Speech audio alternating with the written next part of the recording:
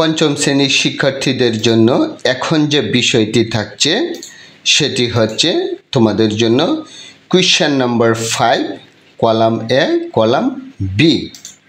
তো পঞ্চম শ্রেণী একাডেমিক পরীক্ষা প্রস্তুতি, তো পরীক্ষায় যেভাবে তোমাদের থাকবে ঠিক এইভাবেই তোমাদের কোয়েশ্চেনটা দেওয়া থাকবে, আর সেখানে থাকবে 10 নাম্বার।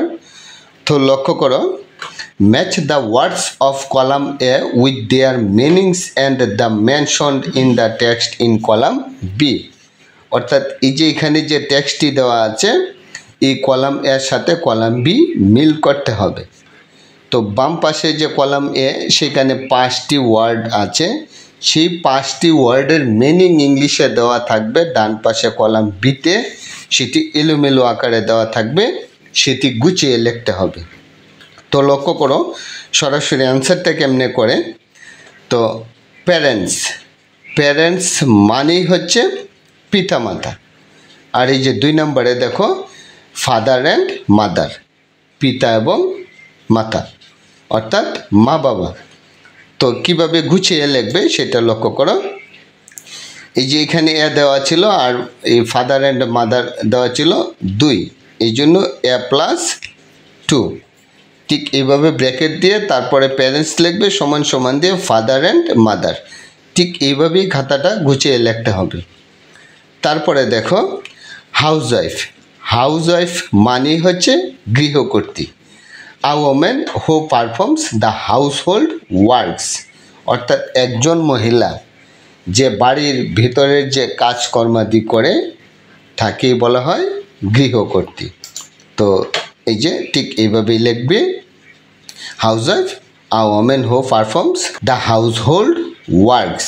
তারপরে লক্ষ্য করো সিতে দেওয়া আছে ওয়ান্ট, ওয়ান্ট মানে হচ্ছে কি চাওয়া। এই যে 4 নম্বরে দেওয়া আছে two wish to get something, অর্থাৎ কোনো কিছু পাওয়ার আশা করা। তো ঠিক এভাবেই লিখবে C+4, want equal to wish to get something. তারপরের ওয়ার্ডটি দেখো ডিতে দেওয়া আছে ইমপ্রুভ, ইমপ্রুভ মানে কি উন্নতি। টু ডু বেটার, অর্থাৎ ডি এর সাথে 5, অর্থাৎ টু ডু বেটার মানে কি ভালো কিছু, অধিকতর ভালো কিছু হওয়া বা করা। তাহলে এই যে ইমপ্রুভ মানে কি উন্নতি অর্থাৎ ভালোর দিকে, তাইলে অধিক ভালো। এই যে বেটার শব্দের অর্থ হচ্ছে গুড মানে কি ভালো, বেটার মানে কি অধিকতর ভালো, অর্থাৎ আরও উন্নতির দিকে। তারপরে লক্ষ্য করো গুড, গুড মানে কি ভালো কিছু অর্থাৎ মানসম্মত। তাইলে অফ হাই কোয়ালিটি উচ্চ মানসম্পন্ন, অর স্ট্যান্ডার্ড অর্থাৎ আধুনিক অথবা গুণগত মানসম্পন্ন।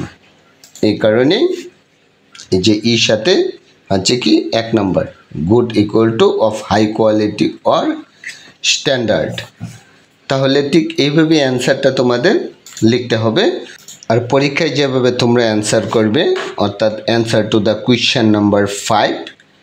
তো তারপরে যে এখানে নাম্বারগুলো দেওয়া আছে অর্থাৎ A+2 B+3, এই নাম্বারগুলো একদম এক সোজা হবে এবং প্লাসটা একদম যোগ করে পাশাপাশি অ্যাড করে এই ওয়ার্ডগুলো এক সোজা হবে, তারপরে সমান সমান দিয়ে ঠিক এইভাবেই লিখে ফেলবে, তখন খাতাটা অনেক সুন্দর দেখা যাবে।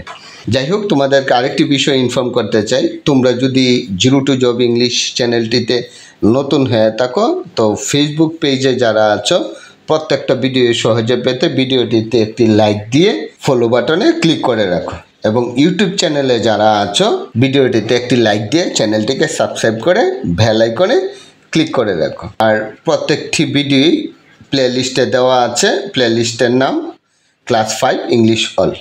এই ছিল আজকের বিষয়বস্তু। পরবর্তী ক্লাসে আবার দেখা হবে। Thank you so much, all the very best, hope to see you next.